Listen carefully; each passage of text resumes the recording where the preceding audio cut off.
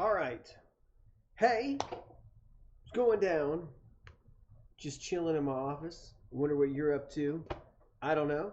I can't hear from you. I'm not even looking at my little Facebook page with the little comments that tell me what you're doing or what you're up to. And that's okay.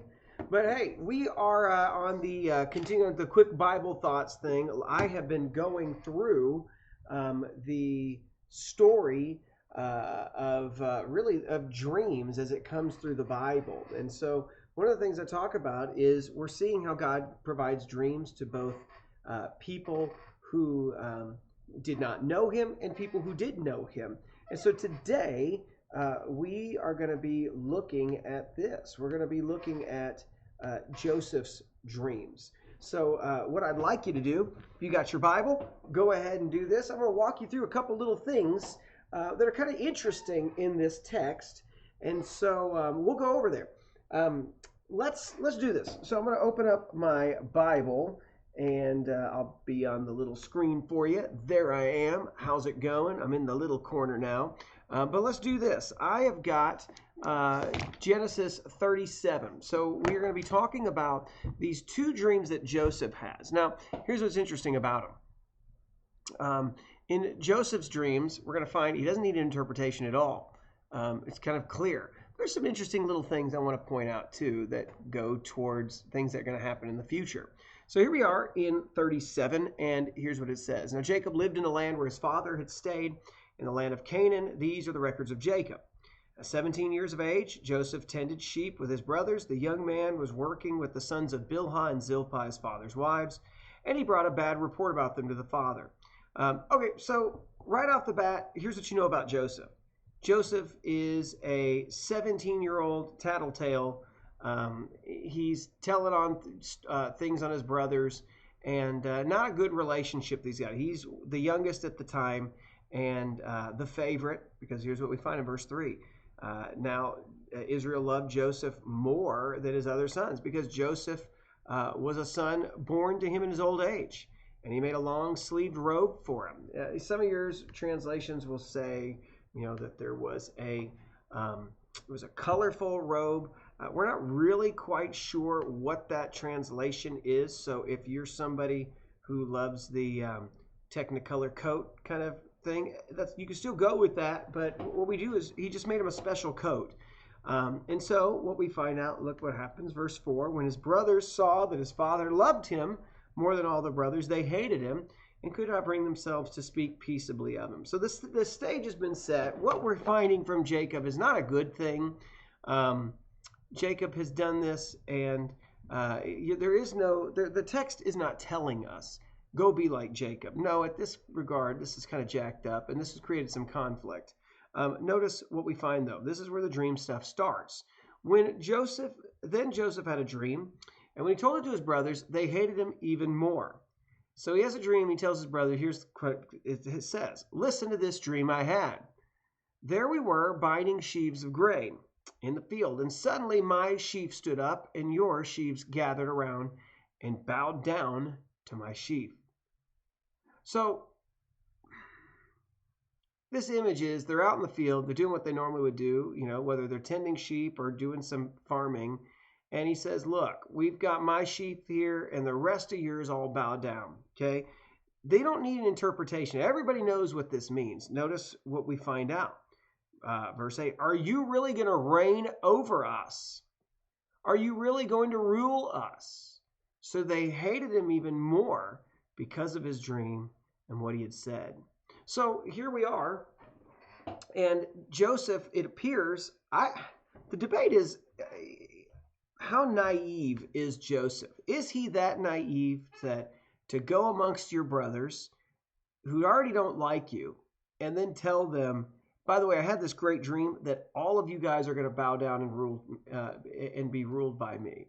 And the question is also, what does that idea of bow down mean? Does the idea of bowing down, does that mean that it will be in bow of thanks, or will it be, as I think they're saying, is they're understanding it correctly, that we are going to be under your power, okay? You're going to be the main power brother. So they're mad about this. I think Joseph is probably pretty arrogant. Remember, he's 17. He's not a kid. He's a young man coming in, and just deciding to provoke his brothers. Notice what else in this dream that we see. It says, then he had another dream, and he told his brothers, look, he said, had another dream. And this time the sun, the moon, and the 11 stars were bowing down to me. Okay, now this is where Jacob's going to interpret this, and he's going to get pretty frustrated. Watch. He told his father and his brother, and his father rebuked him. What kind of dream is this that you've had?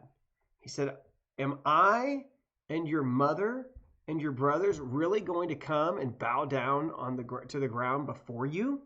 And his brothers were jealous of him, but his father kept the matter in mind. Now, some have said, okay, well, Jacob is probably looking here and he's saying, I got to do this to save face. I got to, I can't just let you say that in front of your brothers, because Jacob then keeps it in mind. So the question, Jacob, obviously interprets this as Jacob and his wife or wives are going to be bowing down to Joseph in the future along with the brothers. So that's the image. Now, here's the thing. It doesn't tell us in the text that they were divinely sent. I do think it's important for us to recognize that the message that's given to Joseph at this point, who we know later on, he's going to be humbled big time as he's in prison and in Egypt, sold into slavery. But we know the Lord's with him. He doesn't need interpretation. It's pretty clear to everybody this event's going to take place. Now, here's what I want to do. I'm going to open up my notes, and I'm going to throw open the text here without my big face. Well, I can keep my face in it for now. And I want to show you all of the references to bow, right? So let me put my face out of here, because I really don't want my face on it. Here we go. So look at references to bow. So from the text here that the sheaths are bowing, here's what we find out in this text, right? We find out that when that word bowing is used, it says right after that, when Joseph was in charge of the country, he sold grain to all his peoples, and his brothers came and bowed down before him. Now that's interesting, right? Because that is where the story, that's the fulfillment, right? Is when he is finally going to be bowed down. When the brothers will come, you actually see this takes place, this bowing down in 42:6. These were obviously divinely inspired dreams. I do think, and I'm just going to stop for just a moment, because there's a little teaching piece I want to give on this, but I do think there's a piece of this that we need to think about. I think when God gives dreams to his own people, I don't think there's room for much like, I don't know what it quite meant, but I think it meant.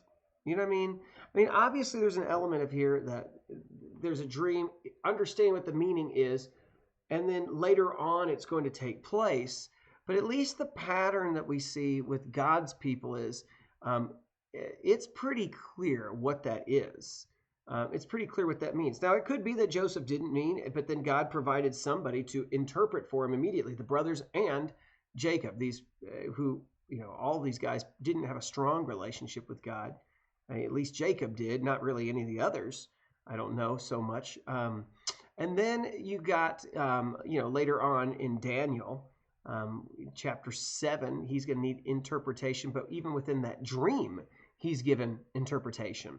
But I do think that's something to think about, right? Because a lot of the time when we get into this realm, we start talking about dreams, and people will say, I've had a dream and I saw these images in my mind.